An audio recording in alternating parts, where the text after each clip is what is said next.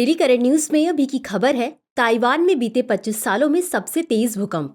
Taiwan में आज 7.2 तीव्रता का भूकंप आया। यह भूकंप कम से कम 25 वर्षों की अवधि में द्वीप पर सबसे तीव्र भूकंपीय गतिविधि है। इसमें 4 लोगों की मौत हो गई और दर्जनों लोग घायल हो गए। यह भूकंप काफी शक्तिशाली था, जिससे वहां की इमारतों को भी काफी नुकसान हुआ। तो चलिए अब जानते हैं भूकंप के बारे में। साधारण शब्दों में भूकंप का अर्थ पृथ्वी की कंपन से होता है। यह एक प्राकृतिक घटना है जिसमें पृथ्वी के अंदर से ऊर्जा के निकलने के कारण तरंगें उत्पन्न होती हैं, जो सभी दिशाओं में फैलकर पृथ्वी को कंपित करती हैं। भूकंप से उत्पन्न तरंगों को भूकंपीय तरंगें कहा जाता है, जो पृथ्वी की सतह पर गति करती हैं तथा इन्हें सिस्मोग्राफ से मापा जाता है। पृथ्वी की सतह के नीचे का स्थान जहां भूकंप का केंद्र स्थित होता है, हाइपोसेंटर कहलाता है। पृथ्वी की सतह के ऊपर स्थित वह स्थान जहां भूकंपीय तरंगें सबसे पहले पहुंचती हैं, अधिकेंद्र कहलाता है। विश्व की सबसे बड़ी भूकंप पेटी परिधि प्रशांत भूकंपीय पेटी प्रशांत महासागर के किनारे पाई जाती है, जहां लगभग 81% भूकंप आते हैं। भारत में भूकंप। भारत सक्रिय वलित हिमालय पर्वत की उपस्थिति के कारण भूकंप प्रभावित देशों में से एक है। अतीत में आए भूकंप तथा विवर्तनिक झटकों के आधार पर भारत को 4 भूकंपीय क्षेत्रों में विभाजित किया गया है।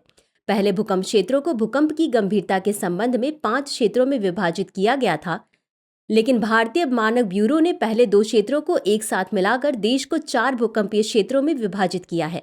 भूकंपीय जोन 2 मामूली क्षति वाला भूकंपीय जोन। यहाँ तीव्रता mm के पैमाने पर 5 से 6 तक होती है। भूकंपीय जोन 3 mm पैमाने की तीव्रता 7 के अनुरूप मध्यम क्षति वाला जोन है। भूकंपीय जोन 4 mm पैमाने की तीव्रता 7 के अनुरूप अधिक क्षति वाला जोन है।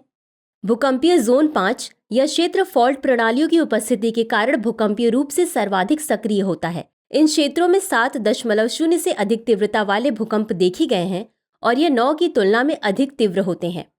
तो चलिए अंत में देखते हैं आज के अभ्यास प्रश्न को। भूकंप के बारे में निम्नलिखित कथनों पर विचार कीजिए। 1. भूकंप से उत्पन्न तरंगों को भूकंपीय तरंगें कहा जाता है। 2. भूकंपीय तरंगों को सिस्मोग्राफ से मापा जाता है।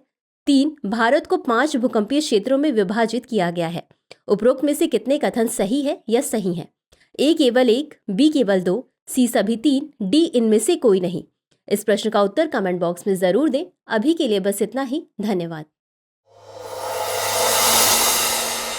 डियर व्यूअर्स, अपने एग्जाम की तैयारी को और बेहतर करने के लिए हमारे चैनल को लाइक, शेयर और सब्सक्राइब करना न भूलें।